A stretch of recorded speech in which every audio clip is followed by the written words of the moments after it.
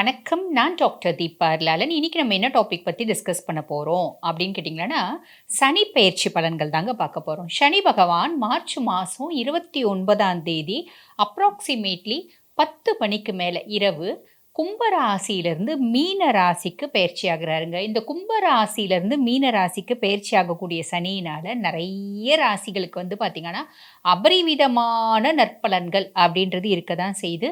மறக்கவும் முடியாது, மறுக்கவும் முடியாது, மறைக்கவும் முடியாது. என்ன அப்டின்னா, ஒரு சில ராசிகளுக்கு கண்டிப்பா ஒரு சில தீய பலன்கள், நெகட்டிவ் இம்பேக்ட்ஸ் அப்டின்றத ஏற்படுத்த தான் போறாரு. சனி பகவான் கிட்டேருந்து ஓடவும் முடியாது, ஒளியவும் முடியாது. அப்படிப்பட்ட நெகட்டிவ் இம்பேக்ட்ஸ் எந்தெந்த ராசிகளுக்கு வரப்போகுது, எந்தெந்த ராசிகளுக்கு ஒரு அமேசிங்கான, எக்ஸலன்ட்டான ஒரு பெனிஃபிட்ஸ் வரப்போகுது அப்டின்றத இந்த பதிவுல பார்க்குறாங்க. அதுக்கு முன்னாடி வந்து பாருங்க, இப்ப நாங்க சொல்லக்கூடிய பலன்கள் எல்லாமே உலகத்துல இருக்க அத்துணை சம்பந்தப்பட்ட ராசிகள். இப்ப மேஷம் சொல்றோம் அப்படின்னா, மேஷ ராசி அன்பர்களுக்கான ஒரு பொதுவான பலன். ரிஷபம் சொல்றோம் அப்படின்னா, ரிஷப ராசி அன்பர்களுக்கான ஒரு பொதுவான பலன். இத பார்த்துட்டு இருக்க அந்தந்த ராசி அன்பர்கள், நாங்க வந்து பாருங்க வாழ்க்கையில பல முக்கியமான விஷயங்கள முடிவெடுக்கும் தருணத்துல இருக்கோம்.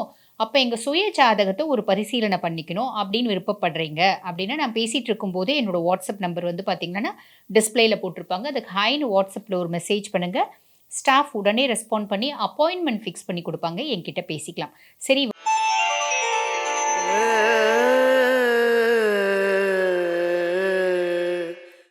பொதுவா மகர ராசிய பத்தி சொல்லணும் அப்டின்னா, கடந்த 7 வருஷமா மகரம் பட்ட பாடு அப்டின்றது கொஞ்சம் நெஞ்சம் கிடையாது. நெறைய மகர ராசி அன்பர்கள் வந்து பார்த்தீங்கன்னா, ஒரு பெரிய தொழில் செஞ்சுட்டு இருந்தாங்க. நல்ல சௌக்கியமா இருந்தாங்க. கூட பார்ட்னர்ஷிப் கன்சர்னா இருந்துச்சு. பார்ட்னர் மொத்தமா ஏமாத்தி பெரிய நாமம் போட்டார். இந்த மாரி நடந்தது உண்டு. நெறைய மகர ராசி அன்பர்கள் வந்து பார்த்தீங்கன்னா, ஒய்ஃப விட்டு பிரிஞ்சாங்க, ஹஸ்பண்ட விட்டு பிரிஞ்சாங்க, ஃபேமிலிய விட்டு பிரிஞ்சாங்க. பசங்க ரொம்ப செல்லமா ஒரே பசங்க, 2 பசங்க, 3 பசங்க இப்படி எத்தனை இருந்தாலும் ரொம்ப செல்லமா வளர்த்தாங்க. செல்லமா வளர்த்த பிள்ளைங்க, சம்மந்தமே இல்லாம எந்த விதத்திலயும் தகுதி இல்லாத ஒரு கல்யாணம் அப்படின்னு பண்ணிட்டு, நம்மள வந்து பார்த்தீங்கன்னா, அசிங்கப்படுத்துனது, அவமானப்படுத்துனது, ஒரு அவசொல்ல ஏற்படுத்துனது, சொசைட்டில நம்மளுக்கு இருந்த மரியாதைய அப்படியே குலைச்சு நிறுத்துனது, இப்படி பல விஷயம் நடந்துச்சு. நெறைய மகராசி அன்பர்கள் வந்து பார்த்தீங்கன்னா, ஒரு கன்சர்ன்ல ரொம்ப நாளா வேலை செஞ்சிருந்தாங்க. ஒரே நாள்ல அந்த கன்சர்ன்லேருந்து தூக்கிட்டு, ஒரே நாள்ல நடுத்தெருவு வந்தாங்க. "நேத்து இப்படி இருந்தேன், இன்னைக்கு இப்படி ஆயிட்டனே!" அப்படின்ற மாரி ஆச்சு. நெறைய பேர் வந்து பாருங்க, வேலை செய்ற இடத்துல ஒரு அவசொல், அவமானம், அசிங்கம், செய்யாத தப்புக்காக பனிஷ்மென்ட் அனுபவிச்சது.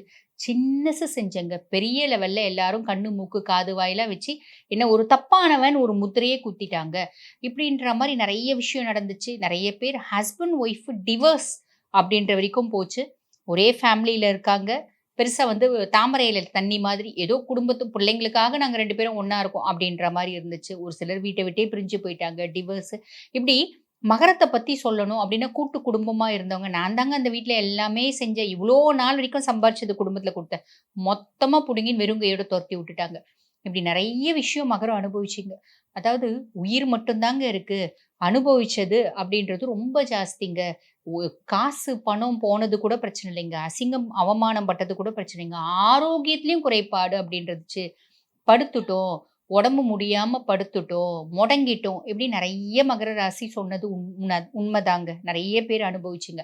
அப்படிப்பட்ட மகர ராசி அன்பர்கள் இப்ப சனி பகவான் என்ன ஆவறாரு அப்படின்னு கேட்டீங்கன்னா, உங்களுக்கு 3ஆம் பாவத்துக்கு வரார்.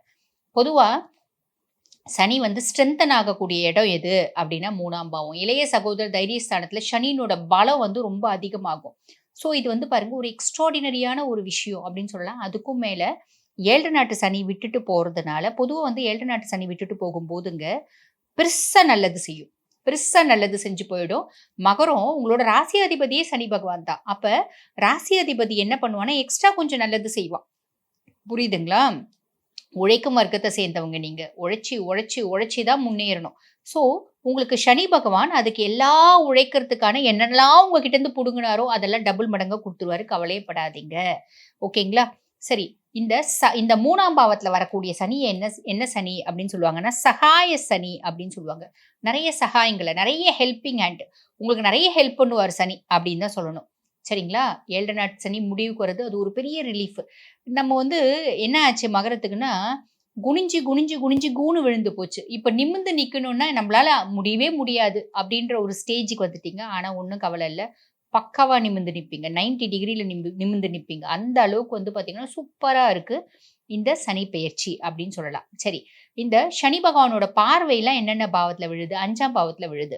5ஆம் பாவத்துல சனியினோட பார்வை விழறதுனால, இந்த 5ஆம் பாவம் என்ன சொல்லுவாங்கன்னா, பூர்வ புண்ணிய ஸ்தானம், புத்திரஸ்தானம். இங்க சனியினோட பார்வை விழறதுனால, இதுவரைக்கும் எத்தன பிறப்பு எடுத்திருந்தீங்க? அத்துணை பொறப்புலயும் என்னென்னலாம் நல்லது செஞ்சீங்க? அத்துணை நல்லதுக்கும் அந்த பிரதிபலன் வரக்கூடிய நாள், அதாவது காலகட்டம் இந்த 2 1/2 வருஷ காலகட்டம் அப்படின்னு சொல்லலாம். எனக்கு பெருசா பூர்வ ஜென்மத்தில நம்பிக்கை இல்லைங்க. ஒண்ணும் பிரச்சனை இல்லைங்க. இப்போ உங்களுக்கு ஒரு 40 வயசு ஆகுதுன்னா, 39 வயசு வரைக்கும் என்னென்னலாம் நல்லது செஞ்சிருப்பீங்க. அந்த நல்லதுக்கெல்லாம் என்னென்ன பிளஸ் வரும்? எத்தனை இறை வழிபாடு செஞ்சிருப்பீங்க. இந்த ஒண்ணும் இல்ல. இந்த 7 நாட்டு சனியில எவ்வளோ சாமி கும்பிட்டுருப்பீங்க. எவ்வளோ கோயில் போயிருப்பீங்க. எவ்வளோ பூஜை பரிகாரம் செஞ்சிருப்பீங்க. பெருசா கொஞ்சம் தானே நல்லது நடந்துச்சு. நெறைய நெகட்டிவ் தானே நடந்துச்சு. அப்ப நம்ம செஞ்ச பரிகாரம், பூஜை நல்லதெல்லாம் என்னாச்சு? அதெல்லாம் பேங்க்ல டெபாசிட் ஆயிடுச்சு. வட்டியோட வரக்கூடிய காலகட்டம். இந்த 2 1/2 வருட காலகட்டம். சனி பகவான் சகாய சனியா இருந்து 5ஆம் பாவத்த பார்க்கறதுனால, இவ்ளோ நல்லது நடக்கும். நல்லது நடக்கிறதுக்கு காரணம் நீங்களே தான். நீங்க செஞ்ச புண்ணியத்தினோட பலன அனுபவிக்கிற காலகட்டம். பசங்க ரீதியா இருந்து வந்த அசிங்கம், அவமானம், அவசொல் எல்லாம் மாறக்கூடிய காலகட்டம் அப்படின்னு சொல்லலாம். சனி பகவான் 9ஆம் பாவத்த பார்க்கிறார். பாக்கியஸ்தானத்த பார்க்கறதுனால நெறைய பாக்கியங்களை ஏற்படுத்தி குடுப்பார். நெறைய ஆப்பர்ச்சுனிட்டீஸ் ஏற்படுத்தி குடுப்பார். லைஃப்ல நல்லா இருக்கிறதுக்கு, சக்சஸ் ஆவறதுக்கு, மதிப்பா இருக்கிறதுக்கு, மரியாதையா இருக்கிறதுக்கு, சொசைட்டில ஒரு அந்தஸ்து மெயின்டெயின் பண்றதுக்கு, சொல்வாக்கு, செல்வாக்கு அதிகரிக்கிறதுக்கான பாக்கியத்த அத்துணையும் சனி பகவான் ஏற்படுத்தி குடுப்பாரு அப்படின்னு சொல்லலாம் 9ஆம் பாவத்த பார்க்கறதுனால. சனி பகவான் 12ஆம் பாவத்த பார்க்கிறார். ஸோ 12ஆம் பாவத்த பார்க்குற சனி பகவான் என்ன பண்ணுவாரு? விரயத்த ஏற்படுத்துவாரு. "என்னங்க இவ்ளோ நேரம் நல்லதா சொன்னீங்க, இப்ப விரயமா சொல்றீங்களே?" அப்படின்னா, விரயம் அப்படின்றது தப்பா நினைக்க வேண்டாங்க. அது வந்து பார்த்தீங்கன்னா, சுப விரயமா இருக்கும். புரியுதுங்களா? சுப விரயம்னா எப்படி சொல்லலாம் அப்படின்னு கேட்டீங்கன்னா, ஆ இப்ப நம்மளுக்கு வந்து ஒரு கல்யாண ஈடு பொண்ணு இருக்கு அப்படின்னா, அந்த பொண்ணுக்கு வரன் கூடி வரலாம். வரன் கூடி வரதுனால நம்ம என்ன பண்ணலாம்னா, நெறைய செலவு பண்ணி கல்யாணம் பண்ணி வைக்கலாம். இது ஒரு சந்தோஷமான விஷயம் தானே! செலவாவுது தான். ஆனா ரொம்ப ஹேப்பியா, சந்தோஷமா, குதூகலமா செய்றோம். ஒரு சுப நிகழ்ச்சி நடக்குது. அந்த மாதிரி இருக்கலாம். ஒரு சிலருக்கு வந்து பாருங்க, பிள்ளை ரொம்ப நாளா ஃபாரின் போணும்னு பிளான் பண்ணிருந்துச்சுங்க படிக்கிறதுக்கு. பெருசா எங்களுக்கு வசதி வாய்ப்பும் இல்லீங்களே! ஏன்னா மகரம் பெருசா இல்லல்ல. நெறைய காம்ப்ளிகேஷன்ஸ் தானே இருந்துச்சு. இப்ப அதுக்கான சான்ஸ் கிடைக்குது. அப்ப நாங்க செலவு பண்ணி ஃபாரின் அனுப்புறோம். இது ஒரு ஹேப்பியான விஷயம். குழந்தை இல்லாம இருந்துச்சுங்க. இப்ப குழந்தை பொறந்திருக்கு. வீடு வாங்கியிருக்கோங்க. பொதுவாவே மகரத்துக்கு வந்து பாருங்க, இந்த யூஸ்டு ப்ராப்பர்ட்டீஸ் வாங்கக்கூடிய பிராப்தம் அப்படின்றது உண்டு. சரிங்களா?